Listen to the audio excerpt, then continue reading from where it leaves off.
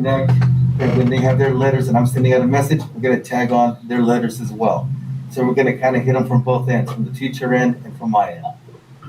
And then lastly, with ELD, with only 1 day a week that they have them, we are looking to maybe have, like, for lack of a better word, an ELD study group where we can meet with them more than once a week. We can involve them so we can give them more support in ELD. We have a new program. It's working out really great, but I think we can do more. Any questions regarding the school plan for Abraham Lincoln? I don't have a question, I just have a comment. Yes, sir. You're doing great. I noticed on one of your goals, I think it was the one about vocabulary, it says one of your strategies to implement that is going to, in professional development, giving resources to the teachers and all that to get them to help the students better understand how to use the vocabulary, so I really like that one. That's it. Thank you. Let me understand a couple comments you made. You said 61% of your seniors are graduating. That's what we've been averaging, except for 2 years ago when we got that up to 81%. So 61%. I know it's a small school, so you made a comment earlier of one of your students. You told a parent that they're not going to graduate this year, and you said that that's concentrated a little better on your other student. What are we doing with that one that's failing? I'm sorry? What are we doing with that one that is not going to graduate this year? Are we just saying sorry, or can we get a game plan to get them graduated? We lost a good one with Mr. Bartell. I remember him going through door to door, knocking on doors, saying, look, you're so close, don't give up. Are we at that point with these students, or are we just saying, they failed? Sorry.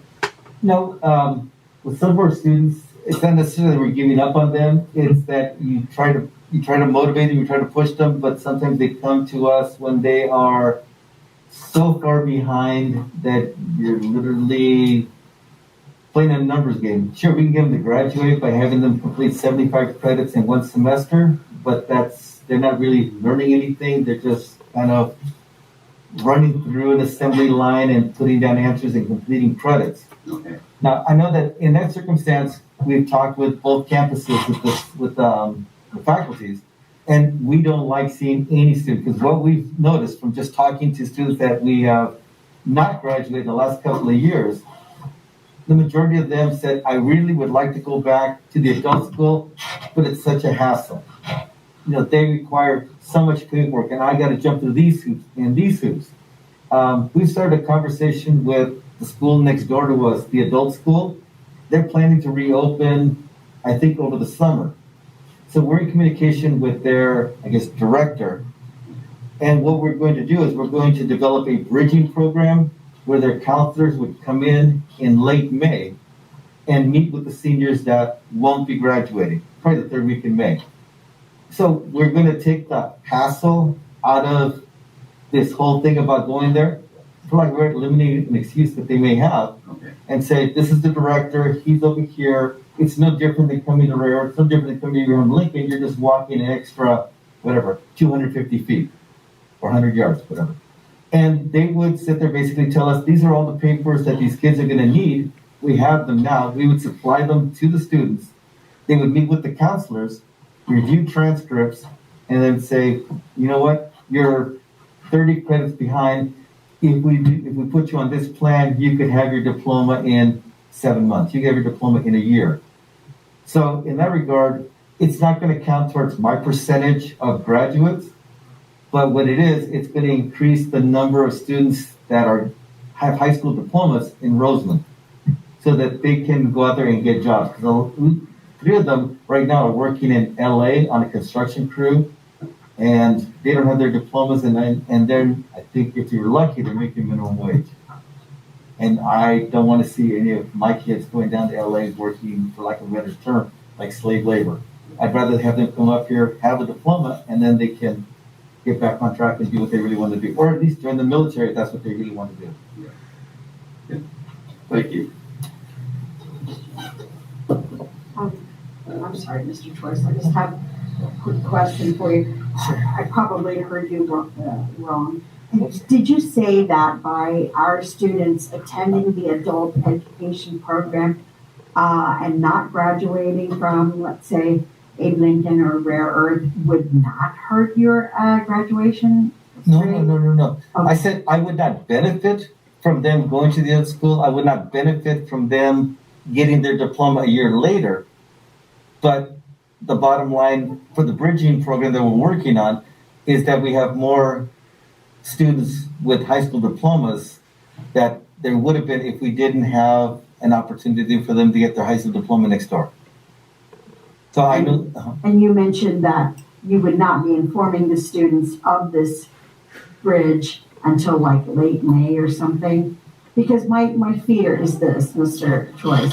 If I was someone who was just lazy and not really applying myself, I would, and I knew that there was another alternative that I could resort to come May or June, I might even be less likely to really apply myself at Rare Earth or Abe Lincoln. So I think the bridge is good, and I love to see that we are working with the adult ed program, but I think that we also have to be very, very careful not to make it such an easy alternative to the point where our students do not want to give 110% while enrolled in our schools. Okay, well, I apologize. Then I must have said it wrong because they are not even going to, the students don't know that we're working on this. They don't know that this would be an option to them.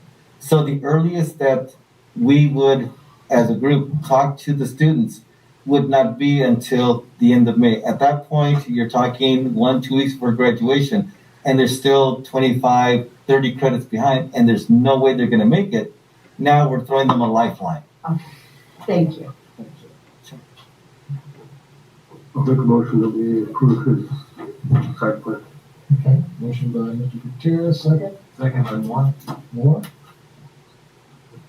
All those in favor? Aye. Aye. Aye. Thank you. Thank you. Thank you, Mr. Corey. Next up, approved school plan for student achievement for Roseman Elementary School.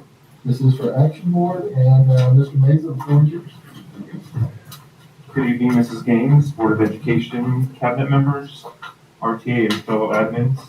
So I'm here to highlight our student plan, our school plans for student achievement. And so what I'll go through is you'll get the goal, and then you'll get the strategies that we're going to take in part to meet those goals for you guys. So here we go. So our purpose at Roseman Elementary School has developed goals and designs to improve student outcomes in the areas of English, language arts, math, social emotional learning, and English learning progression towards language proficiency, which is aligned with the district goals described in our local control accountability plan.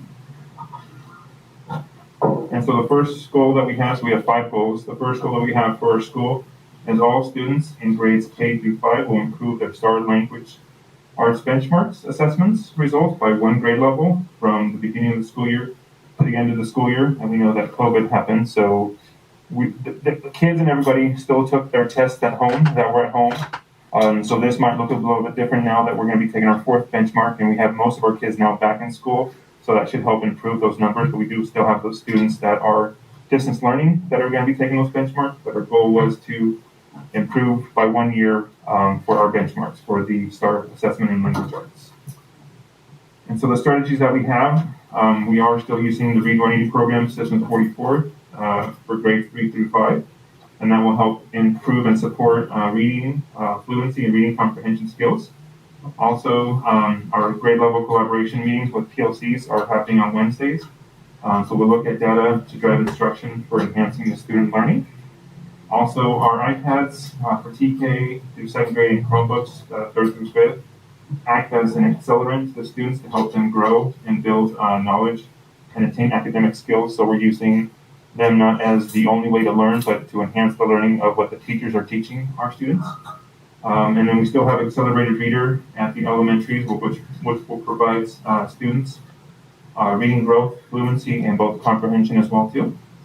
And then we're still using the SIPS program. It's more of an intense program that helps with fundamental skills that we're still using to provide students in either small group instruction, those basic fundamental skills that the kids need still for reading. And then we're still going to be using ACES after-school program to provide additional support continued from day school and for academic support. And we're doing that right now through Zoom meetings. We have about 3 students that are actually attending ACES right now in person, and the majority of it right now is our ACES instructors have reached out to the grade levels. And so they're Zooming with 3rd grade group, 4th grade group, and 5th grade group through small group support at this moment. Thank you. School goal number 2 is all students, grades K through 5, will improve their STAR math benchmarks assessment results by at least 1 grade level as well, from the beginning of the school year to the end of the school year. And also, when we look at 3rd through 5th grade, a minimum of 90% of all students will improve mathematics scores in the CASP by at least 15%. And last year we didn't get to take the CASP at all. So this year's going to look a little bit different. Dan was nice enough to come by today and help us get everything organized for CASP, both distance learning for our students and also in person. So we're going to see where this ends up at the 15%, but that's our reach for what we want to accomplish for our STAR benchmarks and our CASP assessments. And the way we're going to try to do this with the strategies is our SSD coordinator will help in the direction of response to intervention, RTI. It helps the family, students, and teacher collaborate for student growth, and that's done right now. It's being done through Zoom meetings or in-person, safe distancing. And then classroom paraeducators. We've been using our paraeducators through distance learning to meet with individual students from each grade level and in small groups, and now they're back in, so we're using them as well too to help in the classrooms, and so they rotate around and help at each grade level up to 2nd grade for that. And then we also are still using iPads and Chromebooks, again, to access the accelerants to help with growing our kids and helping them attain and achieve goals. One of the things that all of our students are using as well too is iExcel, an online app program at its base, and so it provides skills from kindergarten up until a certain grade level, and there's skill sets in all those grade levels that they can assign to students to help with grade level proficiency, and that's all independent that they can do. Again, we're going to be using grade level PLC meetings to work collaboratively, again, to work on the data to drive instruction for our students, and then still using our ACES program to provide additional support for that as well too. Goal number 3 is for our EL students to increase the CAS and SBAG scores by 20 points. Also, the number of students scoring from level 1 to level 2 will decrease by 5%. And what that means is we have a lot of our students scoring in the 1s and 2s, and so we want to decrease those numbers, percents, and move them into the 3 spots to where they need to go up at that point. So we have a lot of students scoring in the level 1 and level 2, so decreasing each one by 5% will increase the level 1 to 2s, 2 to 3s, and hopefully 3 to 4s. And so the strategies for this is EL students in grade levels K through 5 will receive 30 to 50 minutes of strategic EL instruction each day, and this year we were supposed to have 50 minutes total of ELD time, but because of the pandemic, it was hard to do 50 minutes for each class all the time, so we were able to be successfully doing about 30 minutes minimum going up from there. And then EL students will have the opportunity to take the CAS, SBAC, or the LPAC assessment in small group settings if they have accommodations in 504 plans or IEPs. And that's something that Noemi was looking at as well too when she did her LPAC assessments. School goal number 4 is students will provide opportunities for restoration of behavior through restorative practices that will help them learn and be supportive of them socially, emotionally, and be productive school participants. And so the goal for that is going to be implementation of 5 recesses that don't overlap. So each recess now has their own block time rather than trying to do like a 1st grade and 2nd grade, 3rd and 4th, 4th and 5th. They each one now have a separate class time, which they have, and that's decreased immensely the amount of referrals that we were getting before the pandemic that would come to the office and stuff. So, and this allows for safe place time and allows our campus safety officers to be able to visibly support all the students there rather than trying to figure out, having 200 kids at one time was a lot. So We have one grade level per session for recess and lunch for that. And then also staff training and PBIS, capturing kids' hearts and restorative practices. And today we actually were able to do a teachers and classified staff PBIS refreshment for everybody. And so we actually, we have a team at RES that developed Google Slides. We have a PBIS store, which is a positive intervention system where you get tweet bucks at school, and you can redeem those tweet bucks for different prizes at our school. And so we want to build the extrinsic first to build the intrinsic. So a lot of students that don't have the intrinsic motivation to do good things and know how to do good things. So by offering the tweet bucks to a student saying, hey, I like the way you stood in line and you have your hands face forward, you're doing this thing, you're teaching a skill along with rewarding. And then at some point, that student is going to get in line up and do their thing without having that extrinsic support. Because we have a lot of students that are low socioeconomic and come from a diverse background that don't have those skill sets. So teaching them the intrinsic first will build the intrinsic from that point. So What do they do with the tweet bucks? the tweet bucks they can redeem for prizes. And it's not always like toys and stuff like that. It could be like coming to the office to do announcements with me, or we have our marquee where they can put it on the marquee, hi to my friend Jimmy. We've also, before the pandemic, we had students redeeming tweet bucks to kind of be a CSO with one of our CSOs to help support our playground. So they would grab a vest, and if they saw something, they would, kind of mediate that. Could be things where they go read to a class, so they would redeem their $20, and during a time where they weren't doing any core academics, they can go to a classroom and read to like a first grade classroom, kind of thing. So there's different reward systems, and we're using all our personnel at the school to see what skill sets they have, and kids can redeem for different things. So each day we're building a list of things that kids can redeem tweet bucks for, kind of thing. So. Now, have you ever been a student where you give them tweet bucks just for, say, standing in line and being calm and taking his time and relaxing? Yep. So actually, and you're supporting him and helping him, yes. and then you back off, and then like 3 days later, he needs that help again. Yeah, and so as much as that student needs it. Okay. So if that student needs it every day for the whole year, we'll support that. And at some point, we'll and it won't be like automatic, but we'll walk by and say, oh, hey, Johnny, I noticed that you were standing in line, hands to your side, and they're gonna be like, oh, yeah, I was, kind of thing. So it's just building those characteristics in them, so that way they do it just automatically at some point. So. And so goal number 5 is to increase the percentage of parent involvement in the school by at least 10%. And our school site council wanted to continue our literacy and math nights for this. Also family game night, our school-wide parent communication with monthly newsletters has shown a lot of growth and a lot of information that parents are able to get. Blackboard messages to communicate for the information that's done with both English and Spanish. And then our art show, craft night, and then our monthly update on our school website has been beneficial to help support communication. I use a lot of Twitter to promote our school with different things. It could be a poster in the classroom, could be a teacher or a student said something that it's good promotion for our school to know that, yes, these things are going on around us, but there's good things happening in our school regardless of the pandemic, regardless of all the safety things. There are good things coming out of all of this. So. And any comments or suggestions?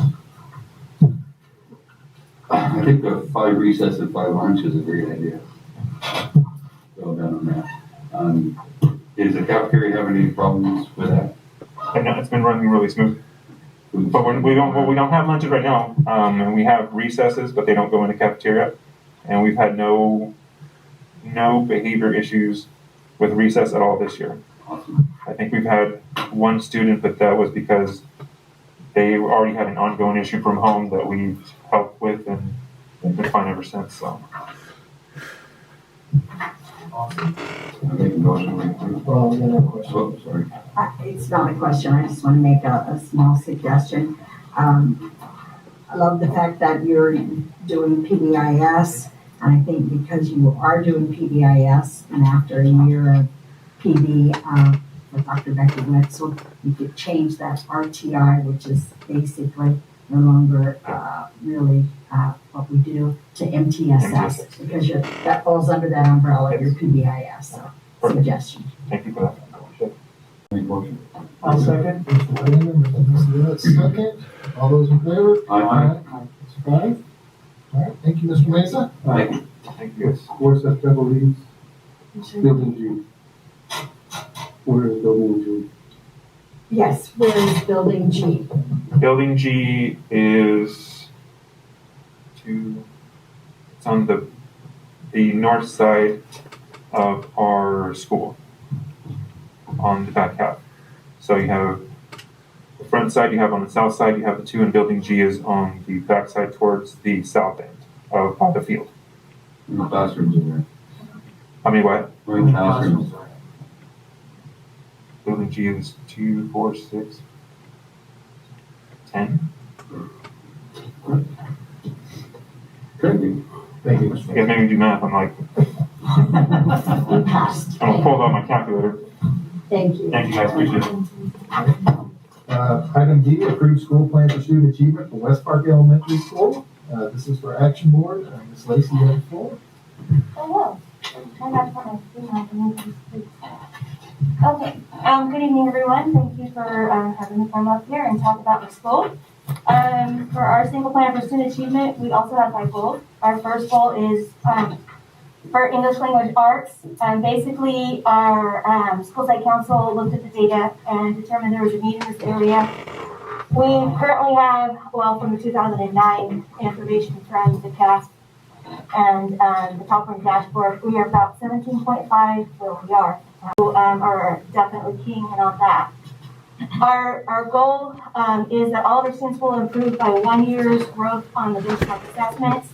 And if you look at this goal in the single plan for student achievement, you'll see that from the previous year of last year, where we didn't get to take the test in 2020, which, by the way, I was very devastated because I really wanted to see that bump and being even closer to meeting the standard. So I was a little disappointed in that. But when we're looking at our benchmark assessments that we were able to take before the school closure, for that first half of the year, we were right on target at being about 6 to 7 months of growth from August to December. So if we would have kept on track the way we were going, we would have completely been able to meet our goal. So that was really exciting. We also would like for 90% of our students to improve on the CASP by 15%. The strategies that we have currently going on at West Park are our Read 180 for our 4th and 5th grade students and System 44 for our 3rd grade students. I Read for the lower students for our K through 2. We have K through 1 paraeducators. We're focusing our paraeducators on the lower levels to develop those skills and work with those students in small group instruction on all of the basic skills that they need for foundation. We have PLC meetings also monthly, and we work on those SMART goals. And I talked to you guys, I think, before about our SMART goals that we have. We have established essential standards in English language arts. And so our PLC teams create SMART goals, short-term SMART goals that are focused just on those essential standards to make sure that the students are able to gain that knowledge that they need to be able to meet that standard goal. And if they are not able to meet that standard goal within that 4 to 6 time period, the teachers on our PLC document, they actually list the names of those students that were not able to meet that goal. And then they have to provide an intervention plan for how they're going to get those particular students up to where they need to be to meet the goal that they have established. And so they keep focusing on those students until they get there, because with our essential standards, they kind of build on each other. And so you want them to be able to get that skill and keep focusing on them so that they can gain the knowledge from the next skill that is going to be addressed. So that is our focus there. We also have SST meetings for students that are struggling, so you get that parent interaction in with the teacher and the SST coordinator to talk about and have that conversation and come up with an intervention plan as well. We have accelerated reader. We had started to almost have Reading Academy when we were putting this together, but I know we're having summer school, so to help with that learning loss that has happened due to I'm hoping that we have enough funding that we can maybe do Reading Academy next year. I don't know that, but that would be great. Our after school, Barbara's gonna throw daggers at me. Our after school enrichment program also helps with helping our students with what they've learned in their regular day school and then building on those standards as well. And universal access is a time in which our students are basically taught at their specific learning level. And that's also a time where we focus on EL. We do our Read 180 and our System 44. It gives a time for enrichment for those students that understand and have that goal reading and are functioning where we need them to be and build a little bit above.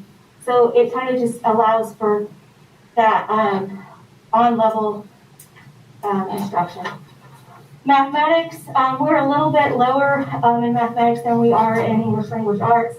It's definitely an area of concern. We were 43.1 still points below standard. We increased from in 2018-2019 school year by 5.9%. I believe from 2017 to 2019, there was about a 23% increase. So we are definitely, again, with math moving in the right direction, we just have a further space to get to where we need to be. The main area subgroups that we need to focus on are our socioeconomically disadvantaged at 55.2 points below, our EL subgroup with 70.9 points below, our homeless population with, I forgot to put below right there, shame on me, typo, 58.1 points below, our students with disabilities again with a pretty high number below of 83.2. And our African American subgroup with 56.3 are also below. Our goal is for them to improve on our benchmark assessment from 1 year's growth from August to May. And if you looked at the data again from last year, from August to December, we were also a little further behind than we were for reading, but we were right about a half a year's worth of growth from August to December. So if we would have kept on pushing, we would have hopefully been able to meet that year's growth in math as well. We also would like 90% of all of our students to improve by 15% on the CAS. And we also have IXL as Rosemont Elementary School does. And that is a program that most of our teachers use as kind of re-teaching a skill. They maybe have taught a skill on fractions. Students are struggling a little bit. It's a good way to have them continue to practice that skill until they get to know it.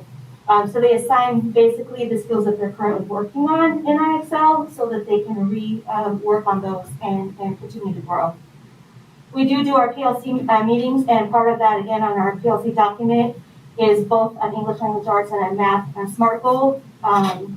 Same type of process where they do the same thing for this goal as they do for the ELA, and they have to list the names of the students that were not able to meet that goal, and then continue to work with those students until they do. Our SST meetings with parents that involve the parents as well as the teacher and the SST coordinator to discuss and develop plans to provide an intervention for the students. And Math Academy started at the beginning of the year, which I think was made a huge positive impact. That couple of months we were able to have it on that learning loss that our students had felt from the school closure last spring. We're going to have summer school this year, and our ACES program also helps with homework help and building on the skills that the students are learning in a regular day. For our English learners, as you saw, there was a need, especially in math, for some reason, for our EL students. So we're going to need to come up with a plan to help with that. Our EL students declined in both ELA and math on the CAS. Our EL students will improve by 20 points on the CAS. 5% of our EL students that are on level 1 and level 2 will progress a level. So if they're on level 1, we would like them to move to level 2. Level 2 is to move to level 3. I put 45 minutes on here. I don't know why. It's really 30 to 50 minutes of ELD instruction taught daily during our universal access time. Our EL students are put into a group and worked with at their particular level of that they are on. We are also doing an EL individual success, student success plan for our 1s and 2s. And this is developed with the student and the teacher, and then also the parent gets involved and is able to add input on. And these are done we want them to be done like 3 times a year so that they are looking at specific things for each student that they need to work on and how to build that up. And also, I would like for, just as Mr. Mesa had said for his students, for the EL students that may have IEPs or 504s to be able to take those, make sure they take those CAPS tests in a smaller group setting. Our suspension rate is in orange, which we definitely need to work on. It's 2.5% of our students were suspended at least once. We want to decrease the number of students with 1 or more referral by 25%, and the number of students suspended 1 or more times by 50%. Strategies that we have in place are to increase the number of recess times. So we also have now, last year I increased it to 4, and then this year I have increased it to 5. So we have 5 recess times and then the 5 lunches, so it's 1 grade level at a time. And as Mr. Mesa said, it really gives those CSOs and staff members the ability to see more students, or all of the students, and what they're doing, and just to keep the students' safety really on point. I would like to continue and expand our PBIS program and capturing kids' hearts, along with the training and things like that. What I'd like to do with PBIS is to create PBIS teams. Have a whiteboard such as the one behind you guys in our cafeteria or somewhere where all students can see it. We may have teams that are, so we're the Wildcats, so it could be tigers, lions, and I almost want to say bears, but that doesn't really go with this, it goes with something else. And so you have different classes at all the different levels. You kind of put them together into teams. They would have, for example, an area of the campus that will be their own that they have to have their pride in. Pride is our thing that we work on at West Park, is have our Wildcat Pride. And they would earn points by showing their Wildcat Pride, by keeping their area clean that they're responsible for, by those students that were behaving nicely in the library, those students that were the best groups at lunchtime in the cafeteria, that were the best groups out on the playground, those types of things. And then they'd be able to see their points throughout the week and throughout the month. And then the team with the most points at the end of the month might get a flag to display in their classroom or some type of big thing that would be a major thing that everybody can see. And I think that would just be a good additional thing to work on, to have more pride in where we are and what we're doing, and want to earn that big thing for their team and those points. And we are implementing the restorative practices with the new Skusd discipline matrix that we put together last year, and I'm really looking forward to when we have all of our students back and putting that into place, because I think it'll have a huge impact on changing student behaviors at our school. My last goal is on parental engagement. When we had done a survey in 2019, most of our parents were quite happy with parents' communication from the school and the different events and things that we were having. However, they felt there was a greater need for individual teacher and parent communication and just some more fun evening activities. So our goal is to increase the number of parents engaging or attending school events by 10%, and that 90% of our teachers will make at least 10 parent contacts monthly. And the strategies and activities that we are putting into place would be, most of our teachers already do that. We just don't have it on a document at this point. I'd like to have a document to start with this year and then move to see what the average is and move forward from that year and make that number quite a lot larger. And that could be communication by phone, email. A lot of them use Skusd, but it just has to be a document on a documented log, so I can show or state to parents, our teachers are making those contacts, and I will have that data to show that that is definitely happening. Monthly, quarterly parent nights. We do lots of different PTA events at West Park. We have the fall festival typically, game nights, school dances. We do the literacy and math nights along with Rosen Elementary School and West Park, do them together. And I would like to do some more. We always do the Title I parent evening night and all of those different things. I'd like to do some more fun academic nights. So that is my goal for this upcoming year. I do a lot of school-wide communication with Blackboard messages, our school newsletter, notes home to parents, all of our phone calls. I do put things, update our website. I think that's on there too, very regularly, at least once a month, if not in the middle of the month. A lot of times, the data on there is pretty recent. I think our number of looks from 2017 till now has gone from like 35 or something like that a month to, I think last month we had 579 visits to our website. So I think parents realize that that has been updated regularly and they do actually use it. So that is a good news. So the teacher-parent communication logs that are going to be used by the teacher just to keep that documentation so I can keep track of that data to be able to share with parents. And then I do update the website regularly, and I have started this year a monthly West Park Community Wildcat Chat. It is basically a time where parents, staff, anybody want to come on to the Wildcat Chat with me. At the beginning of the year, since we weren't able to do things in person, I did the Title I presentation through the Wildcat Chat. I also went over the new discipline matrix through the Wildcat Chat.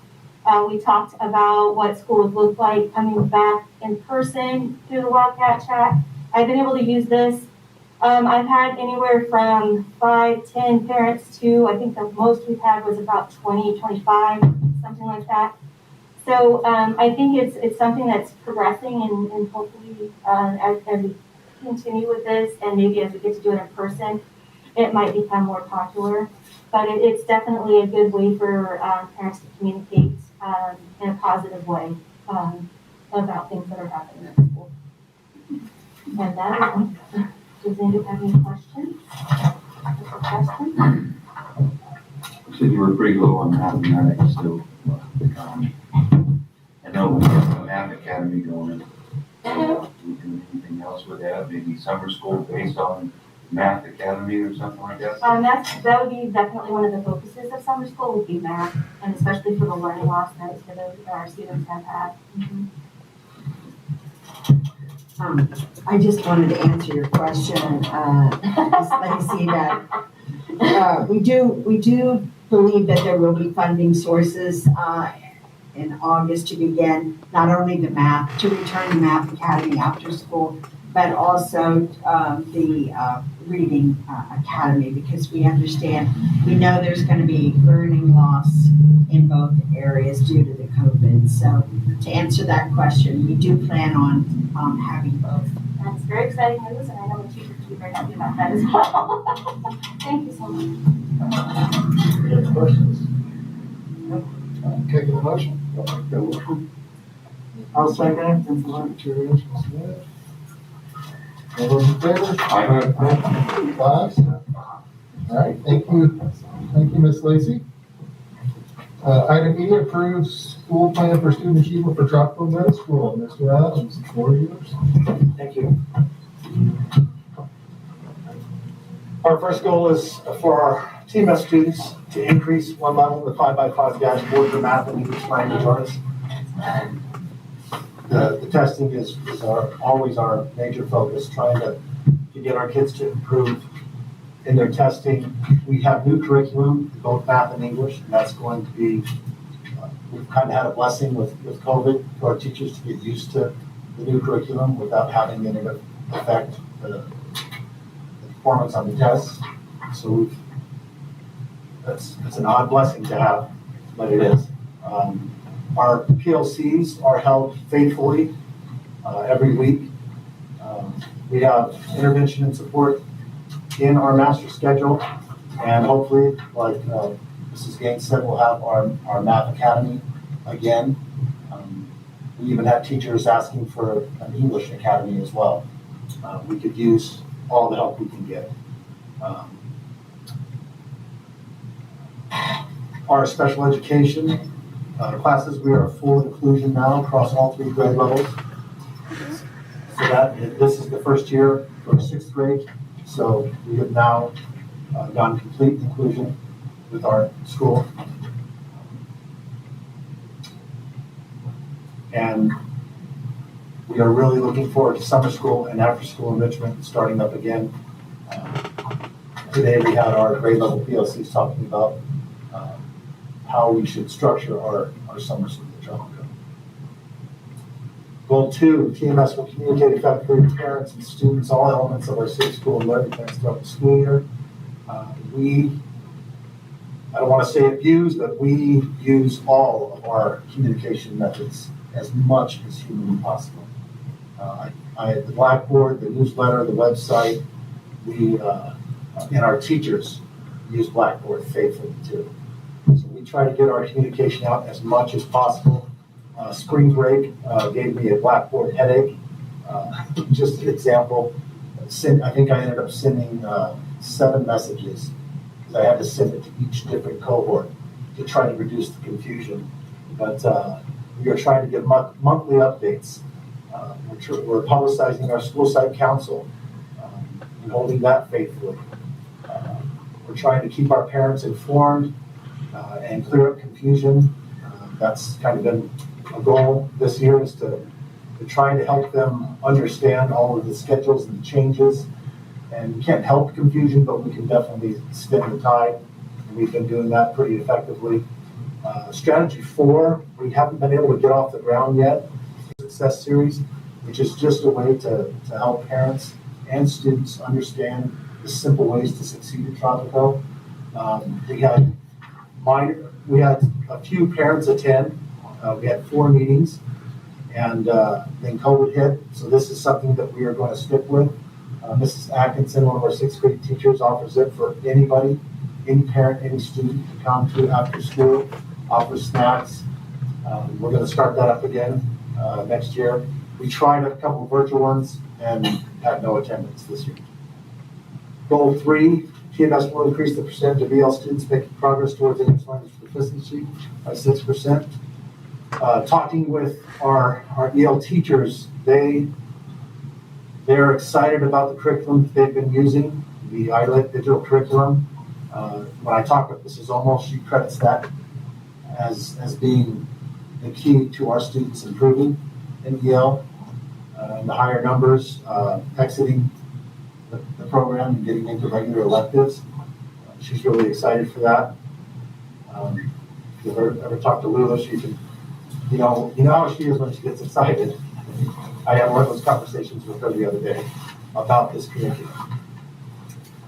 So we're monitoring those scores. We're making sure our kids are grouped the correct way, and we're continuing to learn that new curriculum.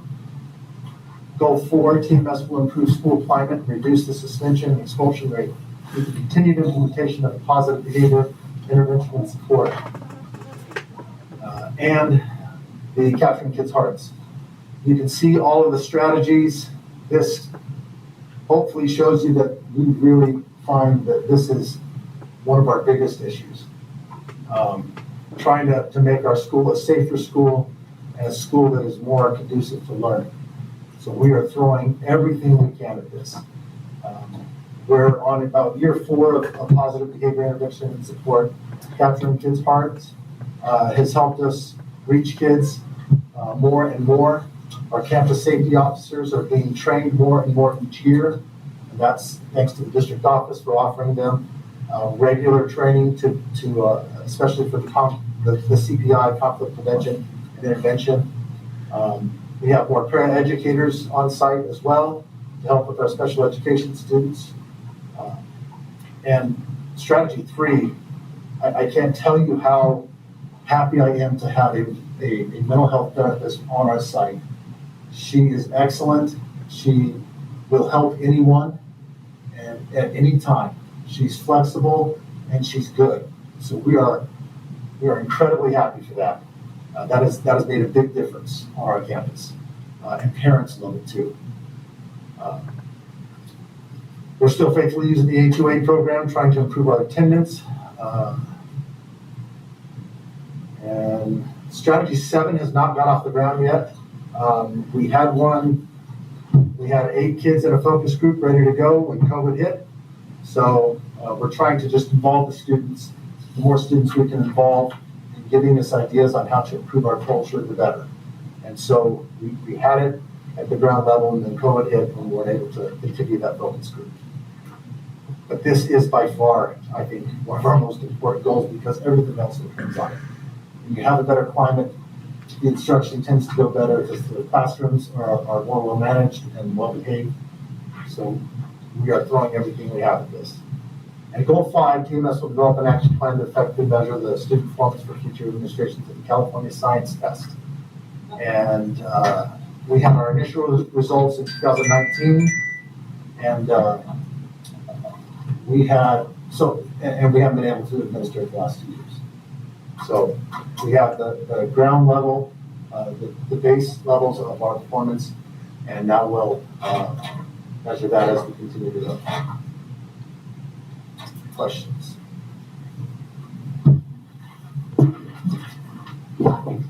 I'm just so enjoying listening to all these things because things just pop up. I just wanted to share with you, Nat, that as a matter of fact, just today, I've been working with Michelle Roy from Kern County, and we will be providing elementary and secondary NGSS science training for our first day is going to be for the administrators, and then after the administrators are trained, then we're going to have professional development for elementary and secondary science teachers. So, Excellent. yeah. We have a great science team. Yeah. Any other questions? Thank you. Any other questions for Mr. Adams? Can I get a motion to approve this Michelle Road? First. Second by Juan. All right. And more, all those in favor? Aye. 5. Thank you, Mr. Adams. Next up, approve school site plan student achievement for Rosemont High School Early College Campus. Ms. Sacanini, the floor is yours. Good evening, President Tinsley, board members, Barbara Gaines, cabinet, and my esteemed colleagues. I'm here to share our goals for SDSA this year. For us, we have to look at things a little differently when we set up our goals. We have lost goals that we have to align with our LCAP. So you're going to find that is our lost goals are attached to our LCAP. These are the major ones that when they came and visited us in October 2019, that they thought was the biggest ones. Between leadership and school site council, I think everybody agrees that we have to increase the rigor at our school. It's going to help with our test scores. It's going to help the kids become more college and career ready. And our graduation rate will stay as high as it is right now. So we have a very nice graduation rate. So this is the LCAP goal. Our goal is to increase the number of students graduating with a C or better in A through G, approved courses by 3% each year. The reason this is so important is that the colleges will not look at a course on a student's transcript if it's below a C. We have to, one of the things we're going to do this year with the counselors is we're going to try to get the kids aware, and also the teachers too. They need to be better aware of when you have that kid that's teetering on a C minus. We got to let them know that this course, if you don't make a C or better, will not count towards a UCA or as those four-year universities. So we're going to try to increase it 3% every year.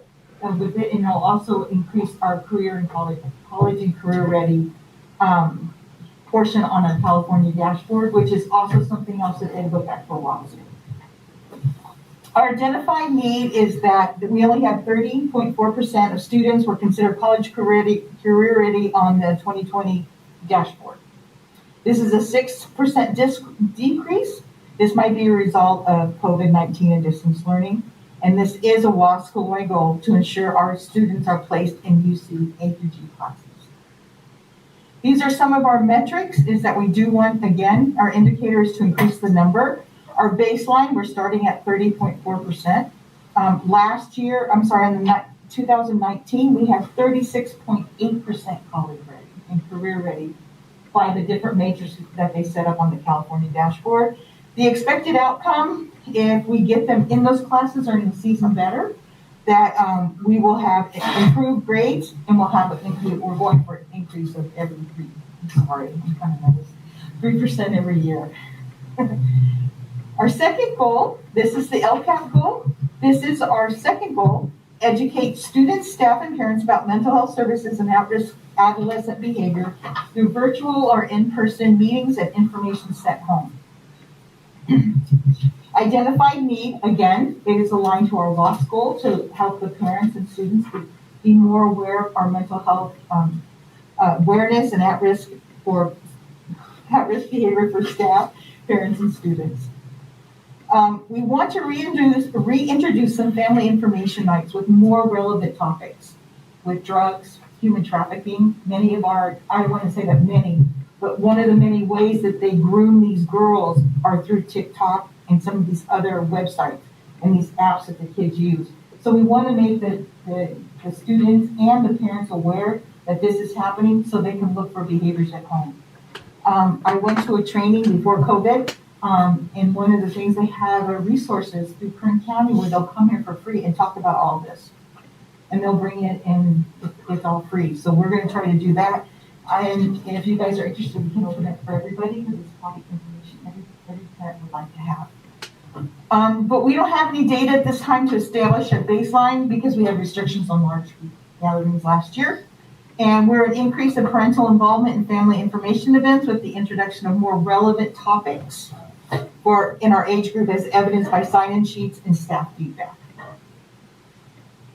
Again, this is our LCAP goal. Our third goal is parent engagement. This is again a WASC goal that we have to increase parent achievement and parent involvement.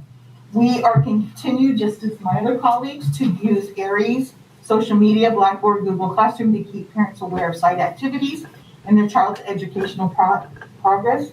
Utilize parent-teacher conferences, meetings to actively involve parents in their child's progress and promote staff-parent relationships. This is even harder at the high school level. It's very difficult at the high school level. But we're going to try our best. So we want to reintroduce Avid Family Nights, Night at the Museum, back to school nights. We already have, but we're still going to keep those up. FAFSA information nights, we had to stop that. We did it online this year, but we want to have that back. Scholarship grant information meetings, band concert showcases, freshman orientation, drama performances, and sporting events. There's no data for us to start with for a baseline because of last year. We couldn't do anything. It's determined through the 2019 WASC report that there needs to be more parental involvement, and an increase in attendance and families at school functions will be evidenced by sign-in sheets, ticket sales, and staff feedback. Again, our LCAP goal, and our goal is to increase student achievement on the math and ELA CAS assessment by 10% annually. Now, the difference that we have at the high school, our kids only get tested in 11th grade. Okay, English and math is at 11th grade, and last year we started, but we didn't have it, to test our 10th graders in science. Okay, so we need to improve from our 2019-2020 CAS results to move 10% of the students tested from orange to yellow band by rigorous teaching in the classroom. This is also a school-wide goal. And the rigor piece is part of the WASC goals. There's no data for us to go through from last year because there was no CAS testing. In 2019, we were 0.6 points on the ELA CAS assessment and we're 15 points below the standard In math, it's worse. We're 111 points under standard. When we went through WASC and when we were getting our report together, we also found out that we only had 58 kids in Algebra 2 at the time. And kids were opting to go into business math, which is a totally less rigorous course. It does not allow for any kind of higher math to be learned that's going to be useful on the CAPS test. So last year I eliminated business math. This year we now have two or three sections of Algebra 2. Plus we have an Algebra 2 trig. This year we also added out AP Calculus.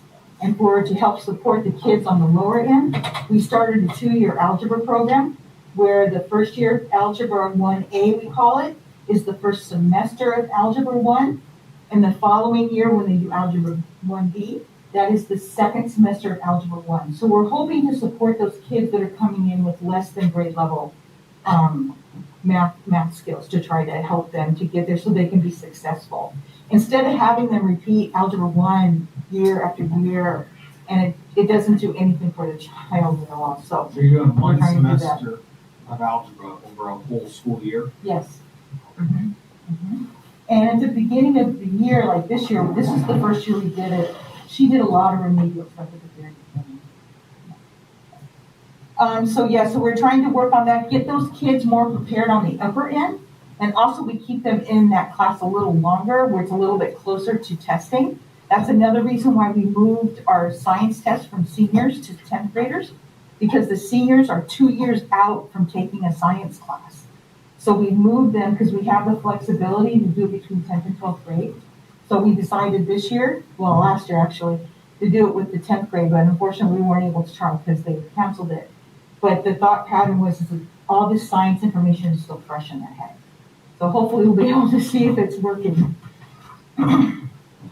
Again, the LCAP goal, establish instructional time for all identified EL learners, including special education, to have access to designated English language development instruction and improve LPAC scores and reclassification rates. This year, we did start in my first year here. My first year was 2019-20. We started our first designated ELD class for the general ed kids. Some resource kids were in there. This year, working with Noemi Herrera, we did find out that we were also lacking the designated instruction time for our ELD kids that are SDC. Okay, so next year I'm going to have at least one section in my master schedule where we're going to have an SDC teacher who is going to teach the English 3D program, the same one that the general ed class is using, on their ELD instruction. Okay, so then we'll become much more compliant with the state needs for EL learners and the support. Okay, so we only reclassified 6 people. We're hoping for this next time, the feedback I got from the teacher, because this year we have started a brand new program called English 3D. The teacher enjoys the program a lot more. She finds it so much more enriching and engaging than our old program. So I'm hoping to see greatness, but then again too, I know that the COVID is going to take a little bit of that. So we want to try to start reclassifying people. And do you guys have any questions? And by the way, that also is part of the law school to increase rigor, and increasing the rigor for our EL kids will allow for more reclassification. This is Zach Meeting. I just want to say, I'm going to say on behalf of Ms. Herrera, thank you for opening that designated ELD class for our special needs students as well. It's important that we meet their needs. And also I wanted to just tell you that the board and I'm not sure if you were there, had the opportunity to hear one of the nation's most knowledgeable people on human trafficking. And I get frequent emails from her. So when you want to, at a point in time when you can comfortably invite our parents in to hear her, because she's pretty dynamic, let me know far enough in advance, and I will do my very best to schedule her for that. It's becoming quite a really bad problem, and especially with our young girls that they groom, because they're very good at looking for the girls who have a lot that they can tell that are missing, and they groom them. They'll have another female come and groom them and try to become their good friend, and you trust me, don't you? And then it starts from there. So it's kind of a scary thing, and we need to let our parents and our kids know. Thank you very much. Any more questions? No, but I do have one comment, if you don't mind, and that's really for everybody. One of the common themes that I'm seeing, parent involvement. We as the board need to get back to where we were first on and establishing, let's, put ourselves out there to say, we want to see more parent involvement. It's got to come from the board on down. And by us doing that, that'll help these folks as well, because we had a lot of parent involvement. But we also learned to, and I plan on attending at least, back to school night. And so when we see those, you can bet I'm going to be at one of them. I'm hoping the rest of the board does as well. And just one other thing, I'm going to be by to see you, I hope, Friday, about 10:30. Okay. Just just get the lay of the land. I've already been to Roseland Elementary. I am going to hit every school. So everybody be prepared. Sounds wonderful. So, You'll like what you see. I got a comment all about admin. I was on school site council with Mrs. Academy last year, and I was doing the stuff with the lost team and listening to what they had to say. And I will say, when they said increase our attendance by, I think it was like 2.5%, I thought like, oh, that's like, take it easy, we got this. But 2.5% is a lot. So when I'm seeing these numbers, about 10% this year, and I think that's a high goal to get done. I believe we can get it, so. Well, Dwayne, if you look at, like, at high school, I can speak for high school, the testing number that we have, the sample size for 11th grade is about 165, let's say, or 70 kids in 11th grade that were tested. So 10% with that would be considerably 10 to 11 kids. Right. And so we have those kids that are always right there in that bubble time. That we give them some more support, they have that Algebra 2 class, where they got some higher math. That's what we're sort of hoping for, is to push those kids, the ones that are right there on that bubble, to that next band. All right, so with that being said, I make a motion to approve the SPSA for Roseland High School. All right, I'll second. And who was second? Vince. Second, all those in favor? Aye. For the board, Mrs. Harness, the floor is yours. We did not have any women's complaints during that time frame. Okay, so I guess there's no questions. So I make a motion. All right, board, motion to acknowledge the quarterly report for January, February, March 2021. Second, I'll do it. Mario. All those in favor? Aye. Aye. All right, reports and communication. Item A, student board member, RHS, Michaela Gaddis. Ms. Sally, do we have anything from student board member? No, nothing. All right, next up, item B, RTA report. Mr. Coleman, the floor is yours. So they get to leave and I'm still here?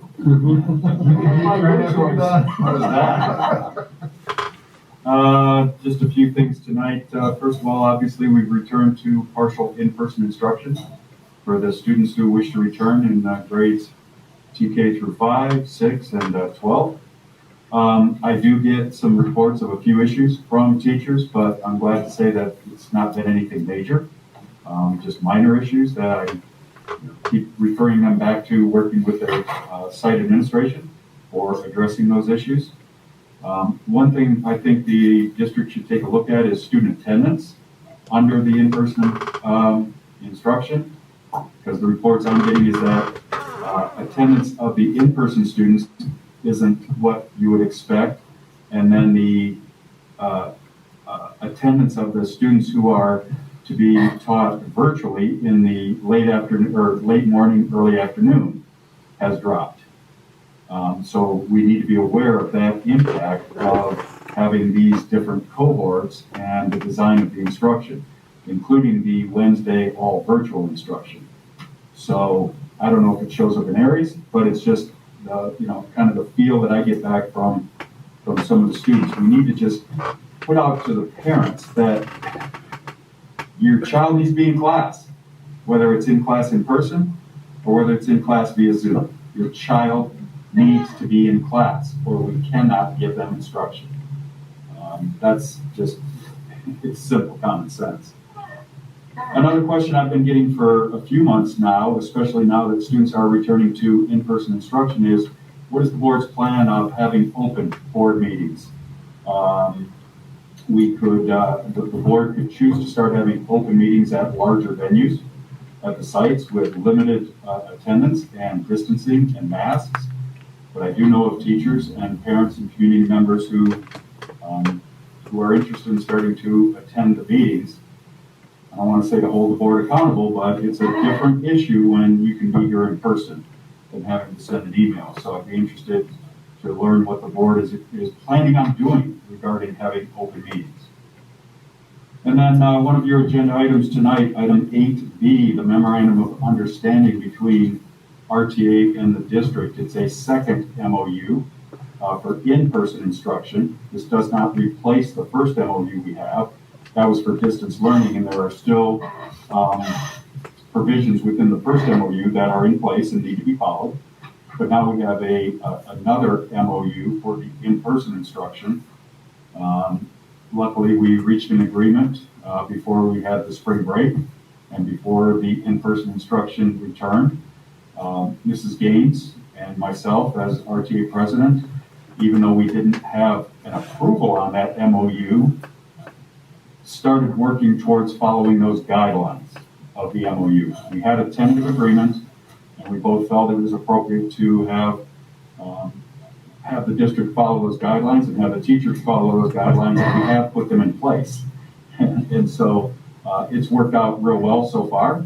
We've learned that it has to be a very fluid document because things come up all the time, and Barbara and I fortunately are able to, when something comes up, have a conversation about it and say, how does this apply to the language of the MOU?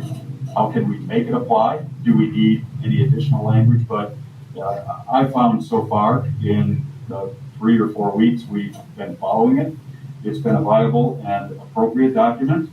The MOU has been approved by or ratified by the RTA membership. We took a vote last week on that, and it was overwhelmingly approved with only 3 no votes of all the people who voted on that. So I recommend that the board approve the memorandum of understanding on your agenda item 8B tonight. And if you have questions about the MOU when this item comes up, obviously ask Mrs. Gaines, or I can answer any questions you have as well.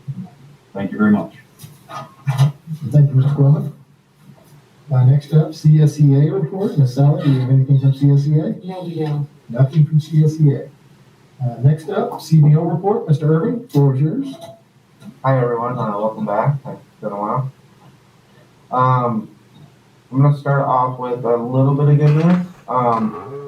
Today, Moody's Investor Services put out a press release increasing our issuer rate a little bit higher than it has been since 2008 or 2018. I'm sorry. So I just want to read one line out of that real quick because,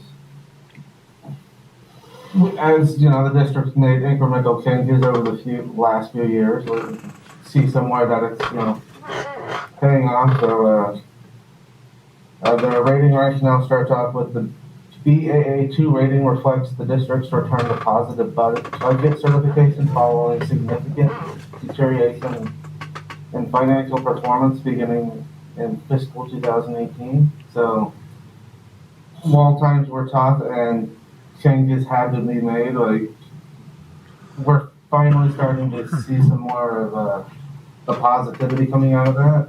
We've been upgraded from an outlook of stable to an outlook of positive, where going forward, if things persist, they're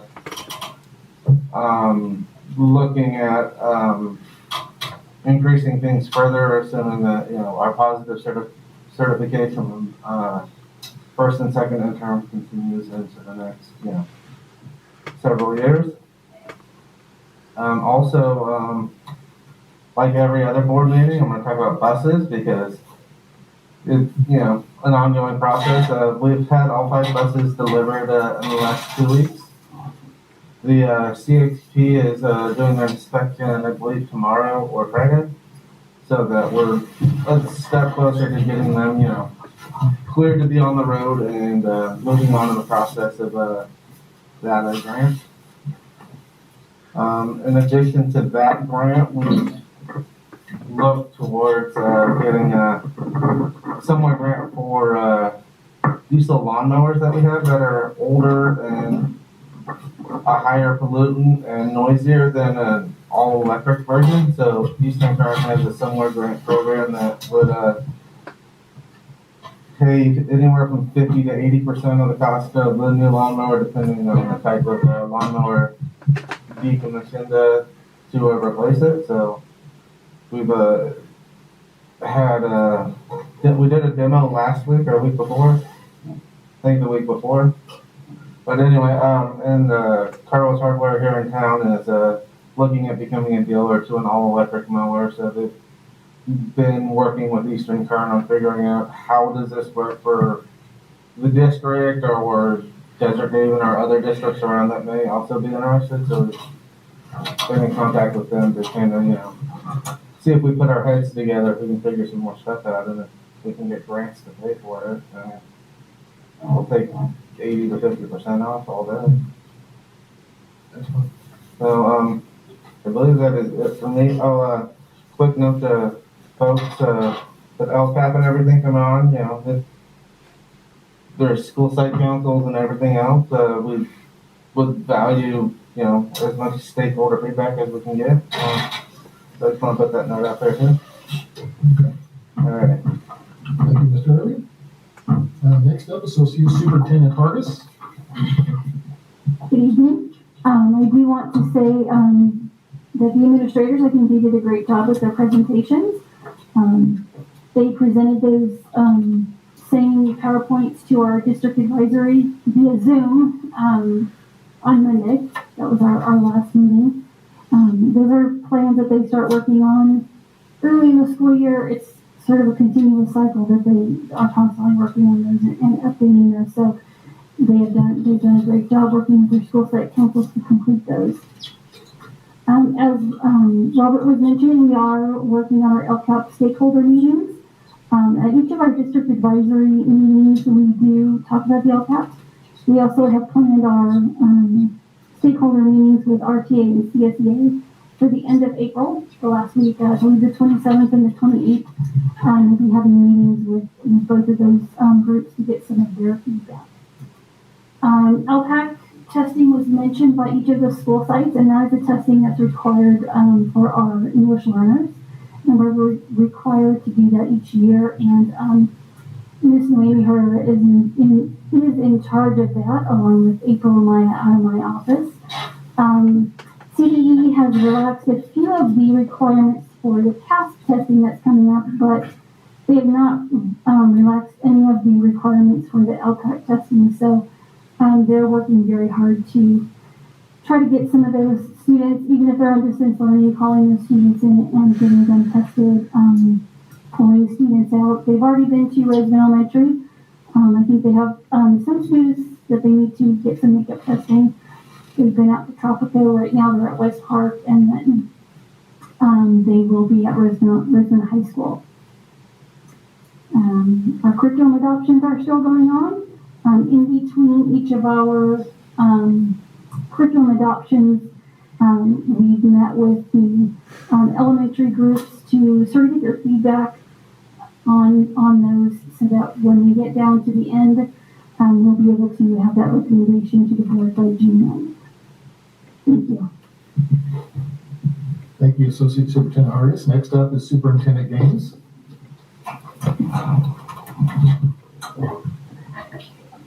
I want to welcome and thank everyone who is joining us this evening. And I want to begin by thanking our entire LCAP committee.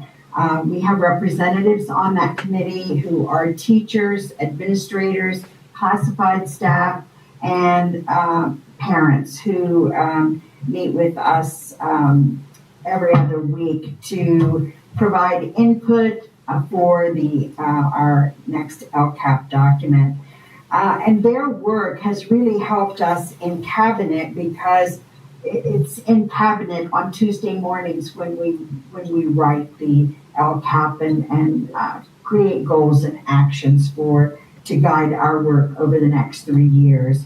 And I also want to thank Dan for facilitating this committee and his work on the LCAP, along with my entire cabinet, Leanne, Robert, Cheryl, Noemi, and Lisa, because sometimes cabinet's 3.5, 4 hours, and your stomach starts to growl a little bit, and they're still plugging away, and we're working on this document. So I really appreciate their input, and Dan, you're doing a great job with the LCAP. Thank you. I also want to thank the site administrators for their work on their SPSAs this evening. I think that there was, as we listened to each and every one of them, they did a great job. I think we heard, as Mr. Vincelet mentioned, parent involvement. And that's also an area that we have discussed in cabinet, how we can address that moving forward.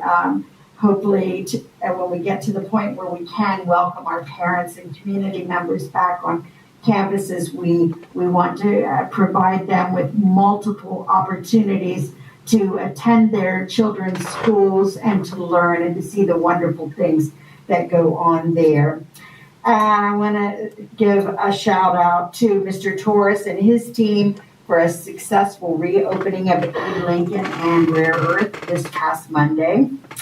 And I also want to just give our parents and community members a little bit of a heads up. We will be having summer school. We are planning 2 sessions of Learning Loss Summer School, extended school year summer school for our special needs students, and also we will have credit recovery summer school at both Tropical Middle School and Roseman High School. So I think that's it for me. Thank you. Thank you, Superintendent Gaines. Next up is board members. Mr. Vincelet, first up. Okay, thank you. One thing, I don't know if you've all seen it or not, but if you've seen the Tropical Middle School virtual artwork item, well, my granddaughter has got a couple drawings in there as well. There's a lot of talent out there. I'm thinking that we may have to look at, because that artwork is sitting out there, but should we do something to protect it so it's not being used by other folks for profit or whatever? Because, these kids are doing this, they're on their own, a lot of it, but also too, we should be able to protect the school district as well on the artwork. It's just an idea that I wanted to bring up. I don't know if it's feasible, but it's something that we may want to have somebody look at. It's simple copyright or whatever. I've been sending screenshots to Mrs. Gaines on some communications that I've seen on Facebook. A lot of it is that, we're not going to get everybody 100%. We know that. But there are folks out there that are asking questions like, what's going on at school, what my kids are going to school, whatever. So I sent a screenshot so that Mrs. Gaines can see it and know what's going on. And my only answer to them is call the school, talk to the administrators, because that's what they need to be doing instead of trying to ask for help from somebody else. Because we all know that folks don't always provide the correct information. You have to get it straight from the people that are involved. One complaint that I am hearing out there is the communications that are going out. They're getting lengthy and they're getting complicated. We need to simplify them, even if it's by not graphs, but a chart or something. It might be better that way, but a lot of folks are seeing a big, long email, and I don't read big, long emails, and I don't think you do either. So we need to kind of simplify it if we have to do more emails or whatever, but we need to look at how we can simplify it to get the information out there so the folks are going to read it. Because they're not reading it, and I'm seeing that. There's indications of that. Other than that, like you said, parent involvement. I'd like to see it go. I'd like to see the board start pushing through our actions and through our statements. We need to see parents get out there, because without parent involvement, the kids, you know, they need to have that support from the parents. That's great for me. All right, thank you, Mr. Vincelette. Mr. Moore, you're next. I just want to say that we got some amazing site admin out there. I think we got some of the best, honestly. I love how they're pushing to always up our level 1s and 2s, the 3s and 4s. Mr. Coleman, you're always pushing for, I don't really know what the RTA entails, but you're always pushing for it, so good job with that. Really, Robert, I want to go see those new school buses, but I don't want to see them until the CHP inspects them, because my luck, something go wrong, I don't know. But other than that, I guess we're good here. So. All right, thank you, Mr. Moore. Mr. Bender, you're up next.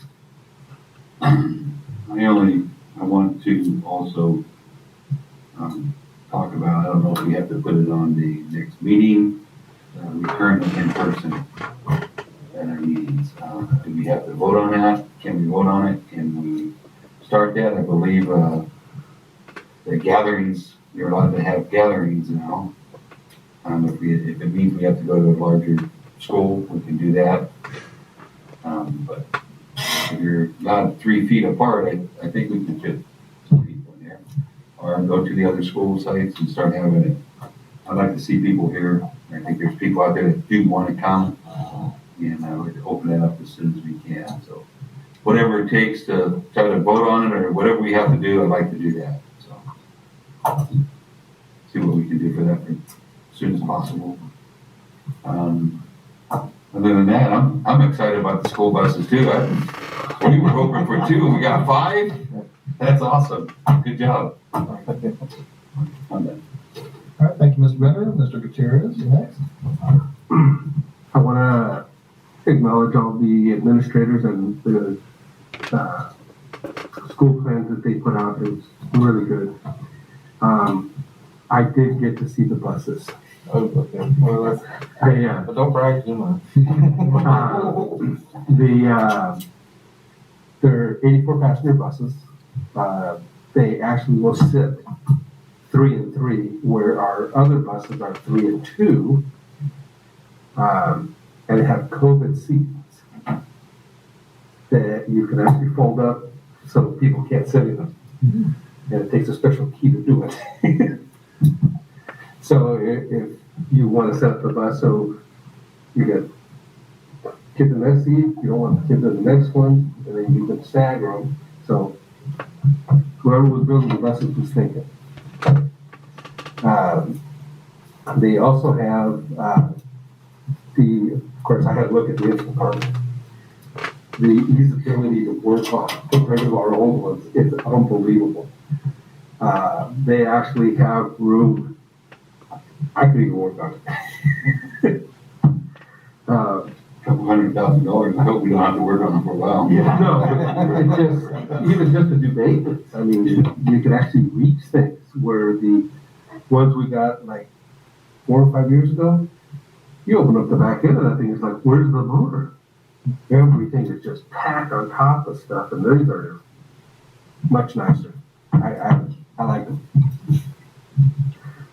And then we're going to try to still get a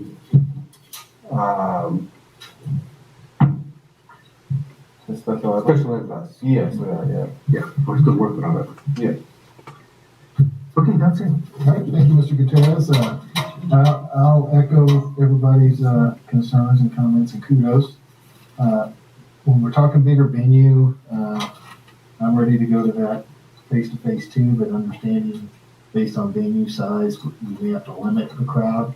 So then we could still, if we pick up a road show, we could still pipe it and have sound and everything set up, because I like this. Now people can hear, it's getting out there. We can just take this road show on and have an audience that still needs to get it. The RES NPR is the best, Okay. in my opinion. Before we move on, while we're on the topic of school buses, the other day I was at the CHP and I took a school bus certification test. The black lines on the side of the school bus stand for something. Like the bottom ones, like where the floor is, the top ones where the top of the seat is.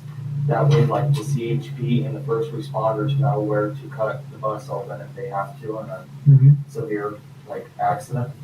And I did not know that. Like all these years, you see a school bus and you think it's just like design or something, but I don't know. I just thought it was cool stuff.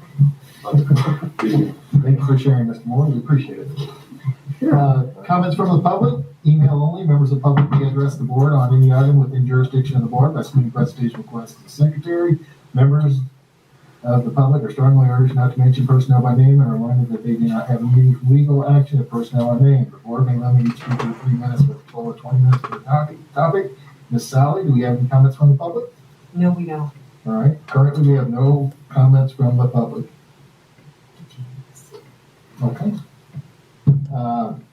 Item 7, consent items A through F. I do want to make a change on item D, accept 216 cash donation from, that should be TMS, not RHS. ASB, from the Rosamond VFW Auxiliary Post 9657 from Jay Garcia. So if you guys can pen and ink that, and we'll change it before we sign it. Any questions on consent items A through F? I will make a motion that we accept items A through F. I'll second that. Mr. Gutierrez first, Vince Letts second. All those in favor? Aye. That's 5. Item 8, general. A, adopt the countywide plan addressing educational services to expelled students in accordance with California Educational Code Section 48926. Triennial July 2021 through June 2024. This is for Action Board, and Superintendent Gaines, you have the floor. I asked the board to approve this plan this evening, even though it is a Kern County plan. I want you to, if you look on the inside cover of this plan, you will see where all of the county districts, including ours, participated in the writing of this plan. So once it's board approved, then we will certainly get this out to all of our sites, all of our site administrators, for them to read and use some of these suggestions in lieu of expulsion. Okay. Do we have any questions on the plan itself? Actually, I was reading over it, and we implement a lot of this stuff already. I mean, we've been doing a lot of it as it is, so did somebody make a motion? I will make a motion to accept. All right, Gutierrez first, second. Second by Moore. By Moore. All those in favor? Aye. Opposed? 0. Item B, approve memorandum of understanding for 2020-2021 school reopening for in-person instruction in light of the coronavirus COVID-19 pandemic between the Rosamond Teachers Association and Southern Kern Unified School District. Board is for action. Superintendent Gaines, you have the floor. I think Mr. Quillman pretty much explained the process of what we've been going through in creating and coming to a consensus on this memorandum of understanding. I believe it's a viable document and that works for both Kern County and Southern Kern, and also for our Teachers Association. And I again want to thank Mr. Quillman and his his board for all of the work they did in his negotiating team in making this a reality. Thank you. Do we have any questions on the MOU for school reopening in-person instruction? No. All right, can I get a motion? I so move. Second. Is that, who was it, Moore? This way. Or Vince Lett? Okay, second is Bender. Yes. All those in favor? Aye. Aye. Item C, change that to C. Approve seamless service stipend of a one-time off-schedule disbursement of 1% for current classified, confidential, and administrative staff based on their 2021 annual salary. This is for action. Mr. Irving, you have the floor.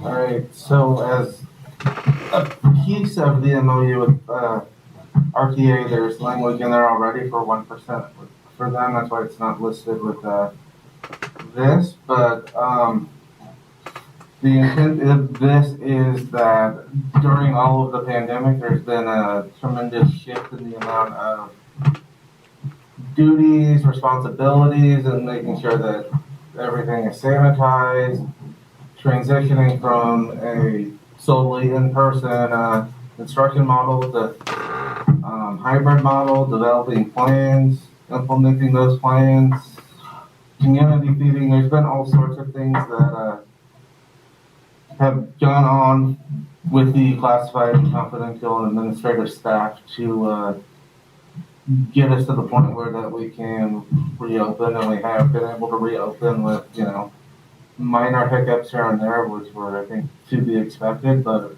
we haven't completely fallen flat on our faces. Knock on wood.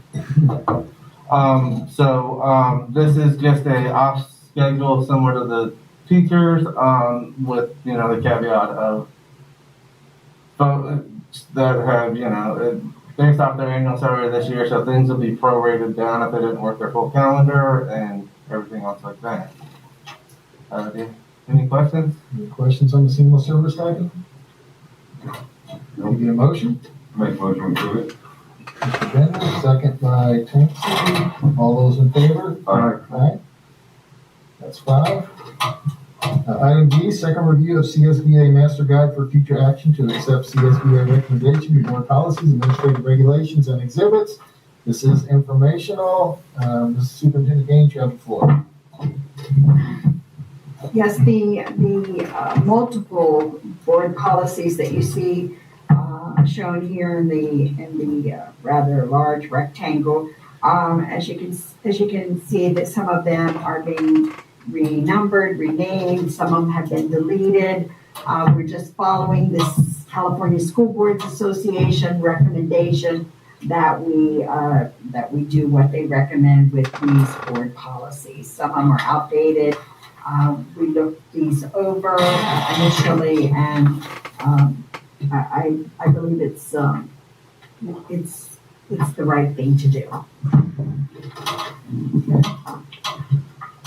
Any questions on the matter at hand? All right. Item E, first reading and review of board policies, regulations, and exhibits. Once again, this is informational. Superintendent Gaines, the floor again is yours.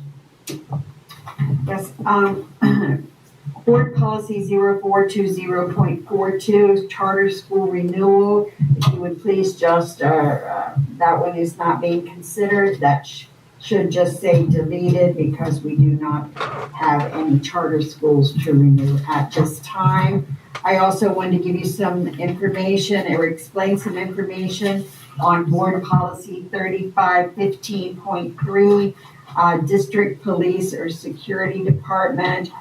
We have option 1 is security, and option 2 are, we have security, campus security in place, but they do not carry firearms. So that's just for your understanding there.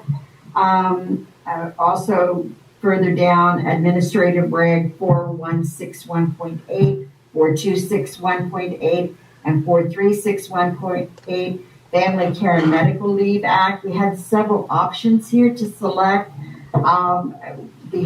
option 2, these are the options that we follow in Southern Kern. Option 2, we follow the calendar, the fiscal year, when we're dealing with medical, FMLA, family care and medical leave.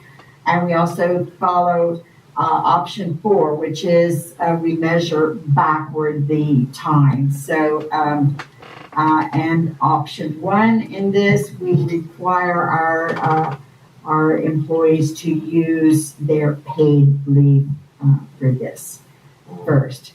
So this is just presented to you this evening for first reading. It will come back next week for a second reading, and then in May for your board approval on these.